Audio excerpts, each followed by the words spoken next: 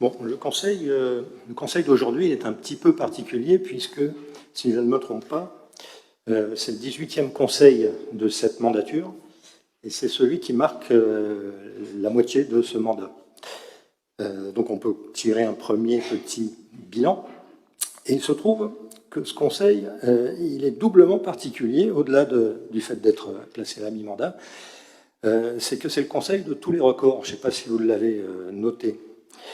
Alors, moi, je le note assez facilement parce que je suis un peu comme certains d'entre vous. Je travaille, j'ai un travail salarié. Ça me laisse relativement peu de temps pour prendre connaissance de l'ordre du jour. Et lorsque j'ai reçu cet ordre du jour, j'ai trouvé extrêmement indigeste. Et pour cause, puisque nous n'avons pas eu de conseil depuis 14 semaines. Donc, si je ne me trompe pas, c'était le 13 mars. La loi indique que nous devons avoir un conseil municipal par trimestre. La loi n'est pas très précise, malheureusement. Mais en l'occurrence, sur les 18 conseils que nous avons tenus dans ce mandat, il y en a 3 qui étaient avec un délai de 14 semaines.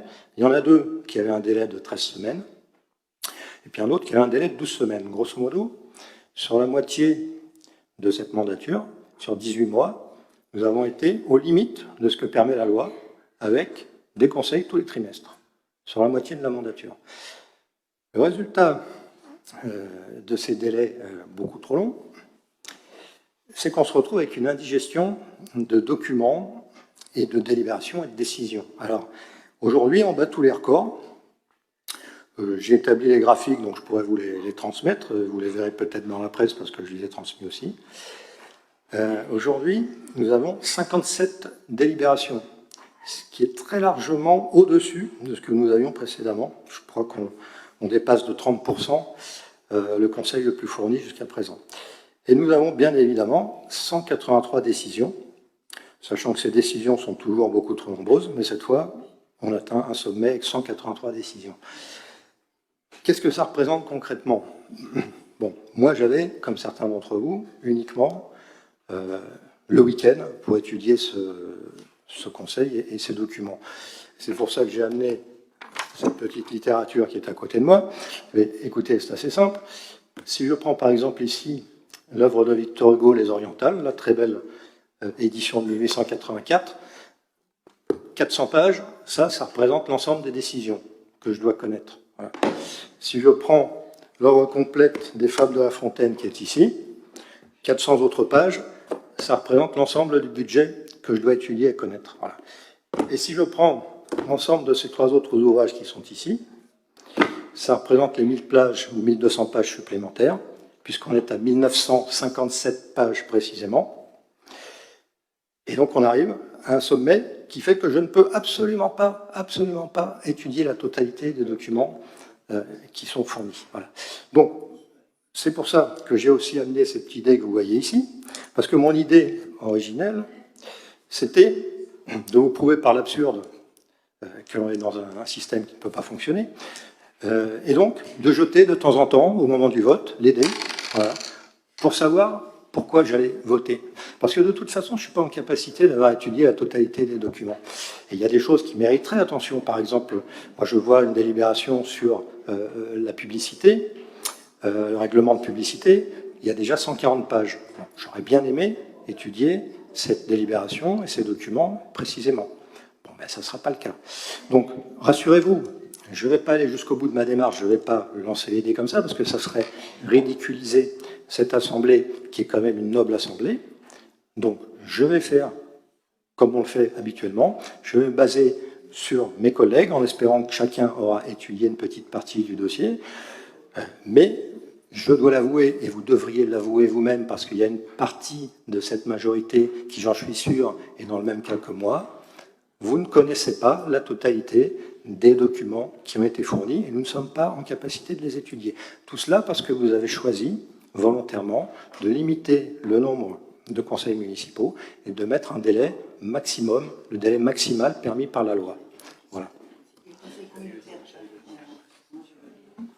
Madame Kalieva, puis après Monsieur le maire. Oui, je voulais juste rajouter que 4 parmi nous, en plus, ont eu un conseil communautaire jeudi soir avec 50 questions. Voilà. J'ai une autre demande, mais peut-être vous voulez répondre à Monsieur RC? Non, mais c'est un autre sujet. Non, mais répondez peut-être à Monsieur RC, parce que c'est vraiment... Vous savez, répondre par... les questions elles se font au fil de l'eau. Monsieur RC fait un constat. Et il pense qu'il n'y a que lui qui peut analyser l'ensemble des 57 questions, alors que moi je pensais que vous étiez un groupe et que vous travailliez ensemble. Peut-être c'est pas le cas, vous ne partagez pas le travail. Donc, Mais ce n'est pas parce qu'on est un groupe et qu'on partage qu'on n'a pas envie d'aller regarder de quoi on va causer pendant 57 rapports, et j'ose espérer que les collègues, la dame qui s'occupe de la culture, jettent un œil sur le sport ou l'urbanisme, parce que quand vous rencontrez vos concitoyens dans la rue, ils vous disent pas, madame, vous êtes adjointe à la culture, je ne vais vous demander que des comptes sur la culture. Combien de fois monsieur Sabatier m'a interpellé sur le département, sur des questions qui ne sont pas relatives à l'enfance et famille dont je m'occupe. Donc avoir une, je dis pas être spécialiste de tout, mais avoir une vision d'ensemble des 57 rapports, c'est un minimum attendu de la part des gens qui ont voté pour nous. Voilà, que ce soit de notre côté comme du vôtre, et que démocratiquement, on ne peut plus faire de débat au bout de 4 ou 5 heures de réunion. On est encore dans des salles exiguës. Si tous les membres du conseil municipal étaient là, je ne sais pas où on les met, parce que là, il y a des absents, et heureusement, le public n'est pas présent, donc on n'est pas dans des bonnes conditions, ni démocratiques, ni de débat. Voilà le constat qu'on peut poser. Et ma question, j'en ai une autre, mais je crois que M. Denaja va intervenir sur le même sujet. Monsieur le maire, en fait, en lien avec ce qui vient d'être dit, nous, on fait, d'abord, on réitère une proposition, une demande que l'on fait depuis le début de la mandature, c'est que nous demandons à nous réunir dans une autre salle que celle-ci. En plus, aujourd'hui, les membres de la majorité sont venus beaucoup plus nombreux, donc là, vraiment, on est hors distanciation sociale, mais heureusement, le Covid semble avoir disparu.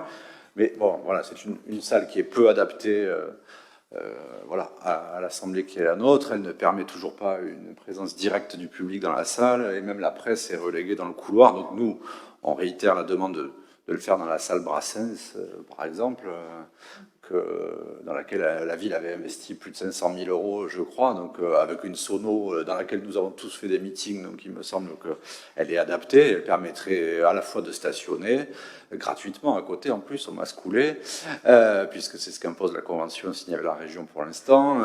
La salle, elle est gratuite, donc je ne comprends toujours pas pourquoi on ne se réunit pas à la salle Brassens. Même pour vous, c'est peut-être presque plus pratique. Bref, donc nous, on propose que les conseils municipaux se déroulent à l'avenir dans la salle Brassens pour ce qui reste du mandat. Et on demande donc tout simplement ce que fait Monsieur RC, c'est le constat que un CM par trimestre, c'est trop peu et qu'il faudrait un conseil municipal tous les 2 mois. Bon, voilà. Et moi, la demande que je fais en plus, vous nous avez dit la dernière fois en quittant le conseil communautaire, vous nous avez donné rendez-vous à une date que donc vous connaissiez pour le conseil communautaire. Il en va forcément de même pour le conseil municipal. Moi, je prends l'exemple du conseil régional. Je vois d'autres collègues dans la salle. Ils connaissent les dates des conseils régionaux 1 an à l'avance. Donc on connaît les dates du conseil régional, des assemblées plénières, on connaît les dates des commissions permanentes et on connaît les dates des commissions sectorielles plus d'1 an avant.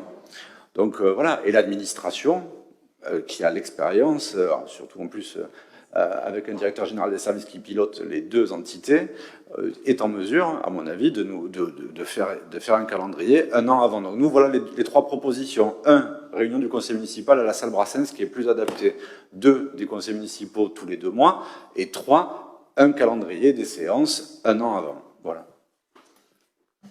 très bien, merci de ces propositions.